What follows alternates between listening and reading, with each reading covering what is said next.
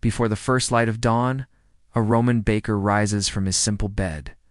The city is quiet and cool, and the faint sound of distant carts echoes along the narrow streets leading to the marketplace.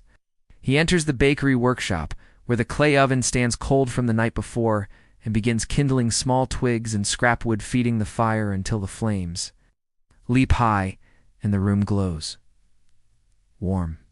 A basin of coarse ground flour waits on the worktable, grain brought from far fields ground by the local mill. He mixes it with water from a public fountain and a pinch of sourdough from yesterday.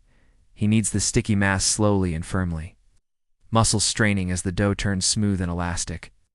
The steady press and fold of his hands matching the rhythm of his breath in the quiet workshop. Once the dough is ready, he shapes it into round loaves, pressing his own seal into each so they will be recognized in the communal ovens.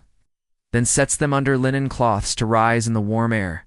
The fire in the oven must be perfect, so he sweeps away the ashes with a long brush. The baking floor now clean and hot, ready for the first batch, while the smell of wood smoke drifts into the street. Outside, the city wakes. Early vendors set up stalls. Slaves from wealthy homes walk quickly, carrying baskets and cloth sacks, and the baker prepares flatbread dough with herbs and olive oil for them. The oven heat burns against his face as he uses the wooden peel to slide loaves inside, closing the stone mouth to trap the warmth, and turning away with sweat on his brow to start the next mixture. Children peek through the doorway to watch golden crusts forming on the bread while the baker turns them carefully, so each bakes evenly and the rich smell of baking spreads down the narrow street. The first loaves are done, steam rising as he lifts them onto a wooden board. Customers paying coins or trade olives, wine, or cheese, as the baker nods and returns to his steady cycle of work and heat.